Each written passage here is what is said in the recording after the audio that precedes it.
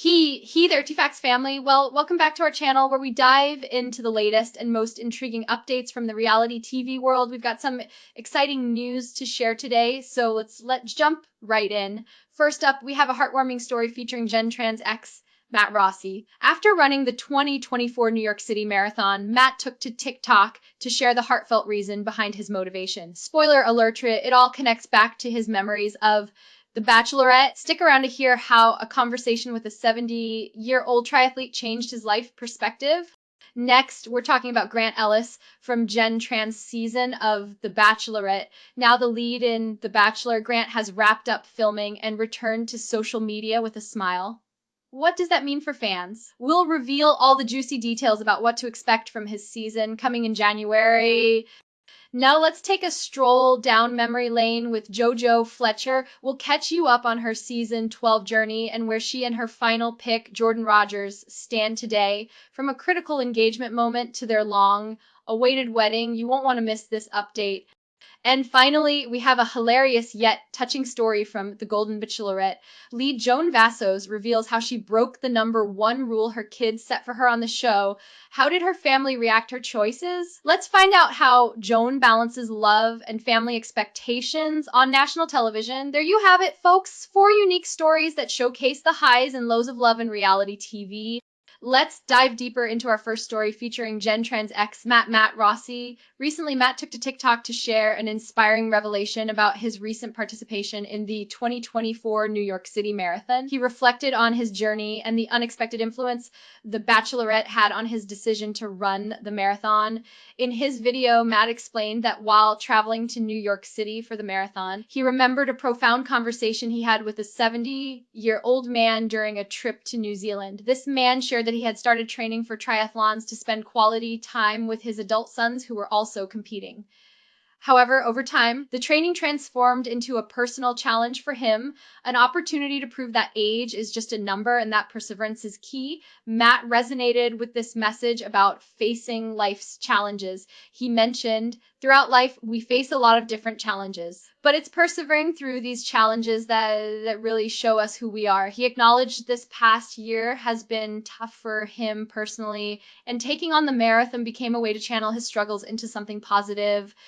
He finished with an empowering sentiment, saying, so here's to doing hard things and finishing quickly. It's clear that Matt draws motivation not just from his running, but from the connections he's made and the lessons he's learned along the way. In the comment section, he received support from Jenn, who wrote, "Proud of you," to which he replied with a heart hands emoji. After training hard, Matt completed the marathon in 3 hours, 50 minutes, and 44 seconds, a huge accomplishment.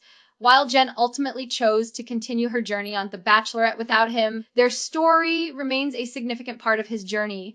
Matt's initial push to win her back during the show was memorable, showcasing his deep feelings for her. As fans know, his surprise declaration of love during the show was certainly a pivotal moment. Despite the ups and downs in their relationship, it seems that both have grown individually since then. Matt wrapped up his reflections with a sprinkle of humor, adding, "Oh, wait, that came out wrong." This lightheartedness shows that even with challenges, there's always room for positivity and resilience in life. No, let's shift our focus to Grant Ellis, who is making waves as the new lead for Leave the Bachelor season 29, following his time on Jenn Tran's season of The Bachelorette, where he was sent home in week 6. Grant is ready to showcase his journey in a whole new light. Filming for season 29 kicked off back in September, and it's already generated plenty of buzz within Bachelor Nation. Grant recently delighted fans by posting a cheerful photo on his Instagram story after wrapping up filming, captioning it with an enthusiastic, "I'm back, baby." It makes us wonder what went down during production to make him so happy. As the second Black lead in the history of the franchise, following Mate James, Grant expressed how honored he feels to take on such an essential role. In a pre-filming podcast appearance on Bachelor Happy Hour with Joe Amabel and Serena Pitt, Grant shared that he had zero hesitations about becoming the Bachelor. He opened up about what he's looking for in a partner, emphasizing the importance of kindness and affection. "I want somebody who has a heart for other people, somebody who's not self-absorbed, somebody who is affectionate, who's kind," and fans are already buzzing with speculation about how this season will unfold, especially since the filming of the previous season led by Joey Graziadei, ran into November. Some eagle-eyed fans on Reddit noted that this could mean a shorter season for Grant, leading to even more questions about the format and pacing of his journey. Interestingly, Grant has taken the opportunity to prepare by watching previous seasons to learn the do's and don'ts of being the Bachelor. He specifically mentioned picking up insights from Clayton Echard and Nick Vile's journeys, noting, I'm watching these seasons and I'm saying, okay, this is a good takeaway. This isn't a good takeaway. But ultimately, I'm going to try and be myself, just try to learn from other past seasons and put my own spin on it with this balance of preparation and authenticity. Fans are eager to see how Grant's journey unfolds. The premiere is set for January 2025, and we can't wait to see how he navigates finding love on this iconic platform. No, let's take a nostalgic look back at JoJo Fletcher's journey from season 12 of The Bachelorette.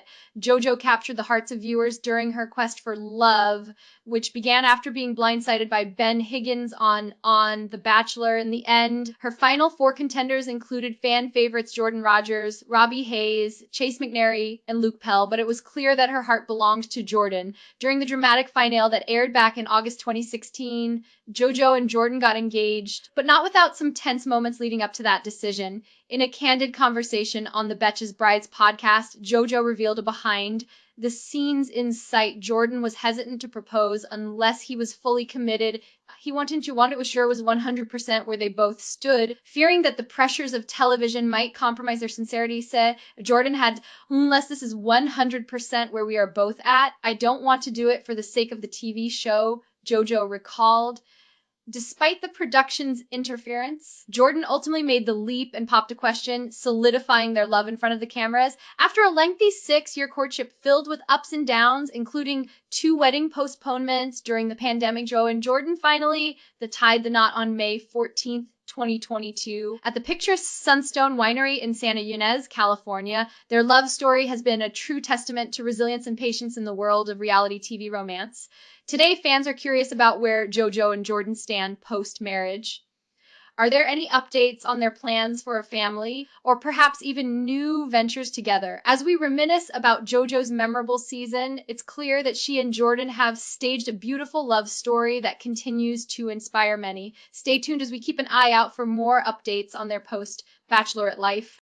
And finally, let's dive into a fun and heartwarming story from the Golden Bachelorette featuring the lovely Joan Vassos. As the show's lead, Joan has brought a fresh perspective to the franchise, especially as she navigates her journey to find love in her golden years. Recently, Joan opened up about her kids' apprehensions when she decided to join the show. Understandably, her 4 children, Nicholas, Erica, Allison, and Luke, had their reservations about their mom exposing herself on national television. They even set some strict rules for her to follow before she embarked on this romantic adventure.